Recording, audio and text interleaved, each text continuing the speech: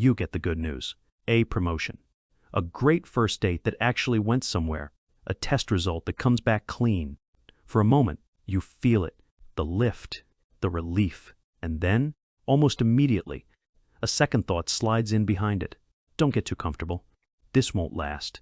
Something is about to go wrong. You didn't invite that thought. It wasn't a decision. It just showed up, uninvited, right when things were finally going well. Why does good news so often come with a warning label attached?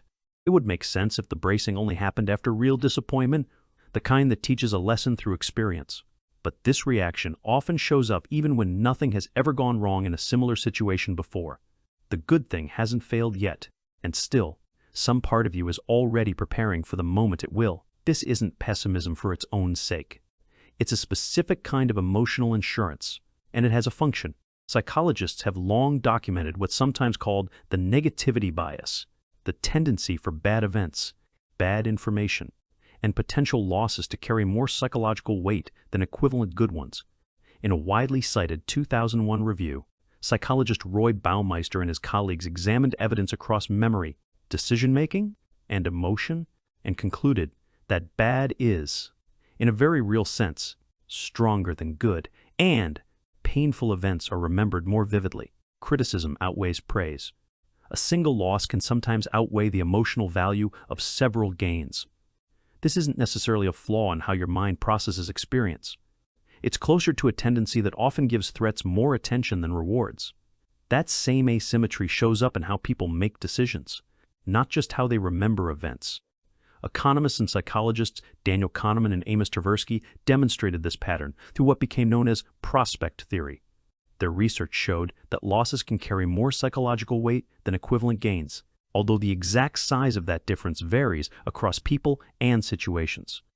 Losing $40 often hurts more than finding $40 feels good.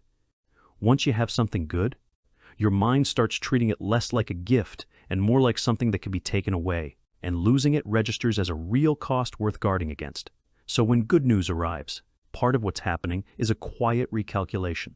You didn't just gain something pleasant. You gained something that can now be lost, and loss often carries more weight than gain. Think about how differently the same event can feel depending on which direction it's framed.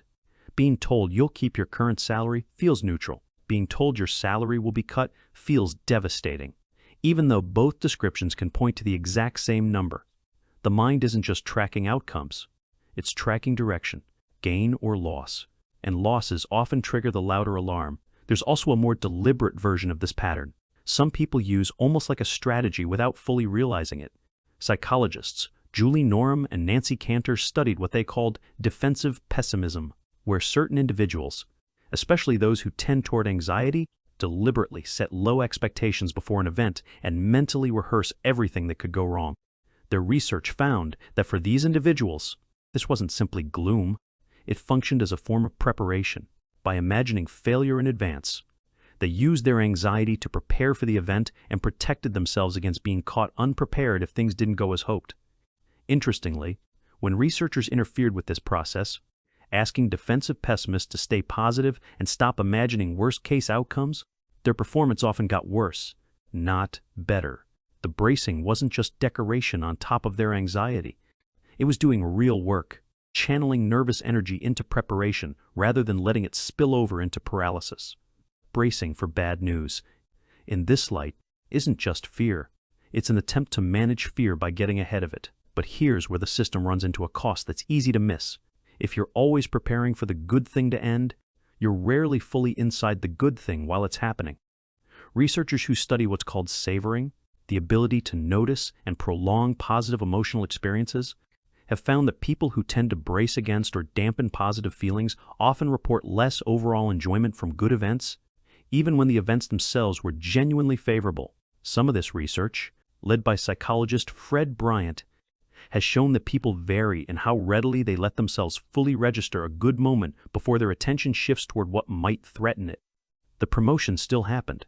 The date still went well, but part of your attention was already reserved for a disaster that may never actually arrive. You spend the good moment rehearsing its ending instead of living inside its middle, and the emotional payoff you actually get ends up smaller than the moment deserved. It's worth being clear about what this reaction does not prove. Bracing for bad news after something good doesn't mean you're doomed to a certain outcome, and it doesn't mean you secretly believe you don't deserve good things. It means a protective system that treats potential losses as more urgent than confirmed gains, maybe trying to keep you from being caught off guard. Even when nothing dangerous is actually approaching, the good news is real. The relief is real. The bracing is simply a second process running alongside it, one that does not easily trust good fortune without checking it first. It also isn't identical for everyone, or in every situation. People differ in how strongly they experience this bracing, shaped by temperament, by how unpredictable past rewards have felt, and by how much uncertainty a person can generally tolerate before it becomes distressing.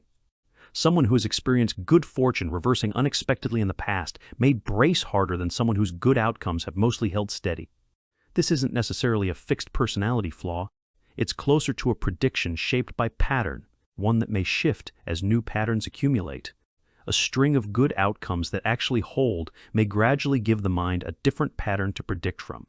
There's a popular version of this idea worth correcting too. It's sometimes claimed that this bracing exists purely to protect self-esteem, as though the mind is simply trying to avoid looking foolish for having hoped. But the broader evidence points somewhere less personal and more general.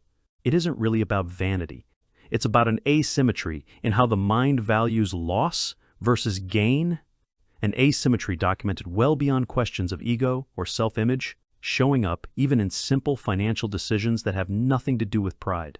So the next time good news arrives and the first full breath of relief gets cut short by a quiet warning that it won't last, you're not being ungrateful, and you're not sabotaging yourself on purpose. You're watching a system that often weighs loss more heavily than gain.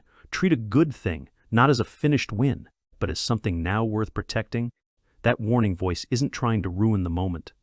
It's trying to make sure you don't get blindsided if the moment doesn't last, even when there is no clear sign that anything bad is coming.